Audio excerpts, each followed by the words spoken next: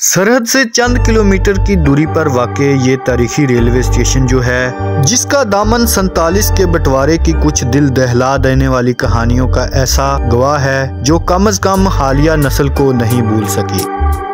डूंगा बुंगा का तारीखी railway station जो है ये बहुत ही अहमियत का हमल है। सरहद पार हिजरत करके जाने वाले बुजुर्गों की यहाँ से बहुत सी यादें जुड़ी हुई हैं और बहुत सी यादें वाबस्ता है। अस्सलाम वालेकुम दोस्तों, मैं हूं उस्मान, आप देख रहे हैं यूट्यूब चैनल उस्मान व्लॉग 69। अल्लाह के फजल और शुक्र करते हुए आज की वीडियो शुरू करते हैं।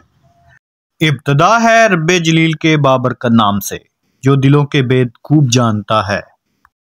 इस तारीखी रेलवे स्टेशन डूंगा बुंगा की लोकेशन की बात करें तो बहावलनगर से तकरीबन 27 किलोमीटर के फासले पर वाक़ है।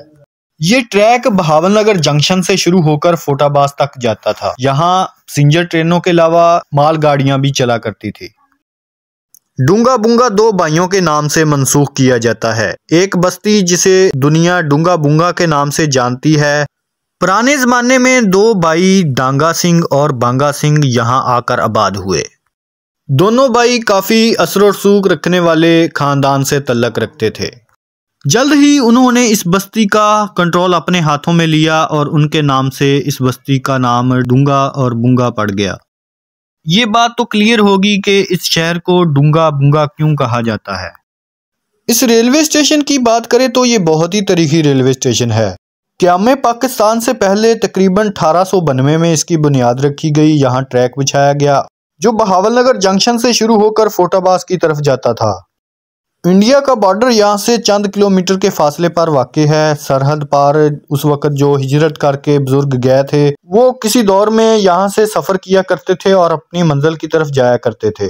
इस रेलवे स्टेशन ने अपनों को मिलते और बिछड़ते हुए देखा। इसने बहुत से तूफानों का सामना किया। इसने लोगों को खुशी खुशी यहाँ से सफ़र करते हुए देखा। इसने नम आँखों से यहाँ से लोगों को जाते हुए भी देखा। हिजरत करके जाने वाले लोगों के आंसू इसकी मिट्टी में मिले हुए हैं। यहाँ उस वक्त मालगाड़ियाँ आके रुकती थी, यहाँ माल उतारा जाता था और यहाँ महफूज किया जाता था। ट्रेन को आगाह करने के लिए यहाँ एक सिग्नल लगाया गया था जो अब भी मौजूद है। ये आप देख सकते हैं उस वक्त का लगा हुआ एक सिग्नल। इस तारीखी रेलवे स्टेशन के अतराफ और वस्त में पुरानी इमारतों के निशान पाए जाते हैं जिसमें रेलवे मुलाजमीन के क्वार्टर और दफ्तर शामिल थे। आज की वीडियो में हम इन दफ्तरों को और इन क्वार्टरों को एक्सप्लोर करेंगे और आपको दिखाएंगे। वीडियो पसंद आ जाए तो लाइक करें, सब्सक्राइब करें और शेयर करें।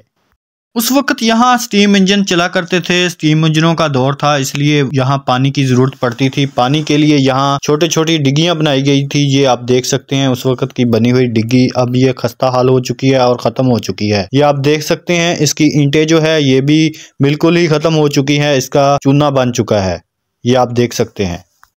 कोई दौर था कि यहाँ से ट्रेनें गुजरा करती थी, लेकिन आज ये जानवरों की गुजरगाह बन चुकी है। सामने आपको स्टेशन की मेन बिल्डिंग नजर आ रही होगी, उस तरफ चलते हैं और आपको दिखाते हैं। कोई दौर था कि ये खंडरनामा बिल्डिंग किसी दौर में आलीशान बिल्डिंग हुआ करती थी। सरकारी मुलाजमीन यहाँ काम किया करते थे और अपनी ड्यूटी सर अंजाम दिया करते थे। अंदर चलते हैं और आपको ये बिल्डिंग दिखाते हैं। ये आप देख सकते हैं इसकी दीवारें जो है खोखली हो चुकी हैं। मजीद बिल्डिंग के अंदर चलते हैं और आपको अच्छी तरह दिखाते हैं। ये एक छोटा सा रूम हुआ करता था उस वक्त।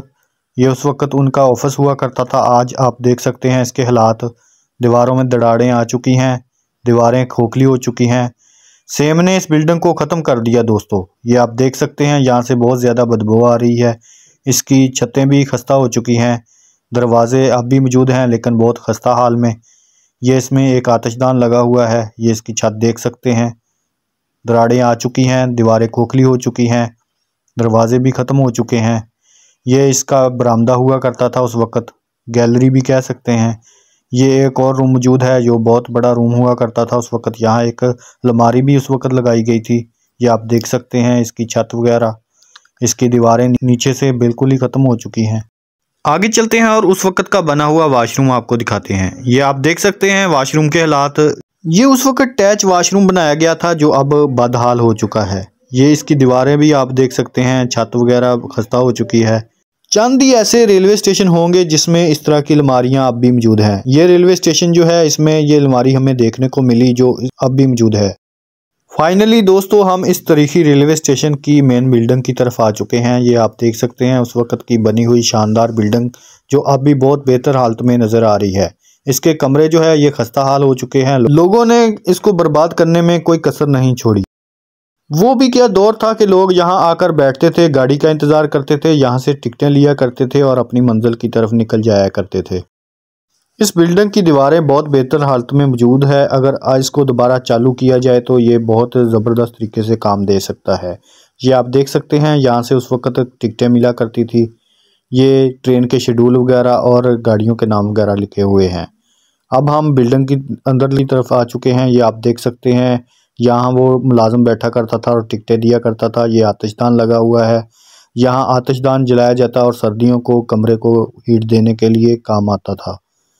ये आप देख सकते हैं, ये बिल्डिंग कुछ बेहतर नज़र आ रही है। ये सामने उस वक्त प्लेटफार्म हुआ करता था। सामने उस वक्त मेरे ख्याल से ज़मीन के अंदर डिग्गियाँ बनाई गई थी जो अब भी मौजूद हैं। ये आप देख सकते हैं, ऊपर स्लैबें रखी गई हैं, नीचे डिग्गियाँ बनी हुई हैं। उस वक्त क्योंकि स्टीम इंजन चलते थे इसलिए उनके लिए ज़रूरत पड़ती थी। ये उस वक्त बत्ती गोदाम हुआ करता था, यहाँ सामान वगैरह रखा जाता था। लाइटों का जितना भी सामान वगैरह होता था यहाँ अलमारियों के ऊपर पड़ा होता था। ये आप अलमारियाँ देख सकते हैं उस वक्त की बनी हुई। नीचे पड़ा हुआ आपको एक बोर्ड नज़र आ रहा होगा जिसके ऊपर उस वक्त इंग्लिश और उर्दू में डूंगा बुंगा लिखा गया था, जो अब ज़मीन के ऊपर पड़ा हुआ है। इसके नीचे जो गार्डर थे वो गायब हो चुके हैं। आप देख सकते हैं इसके हालात।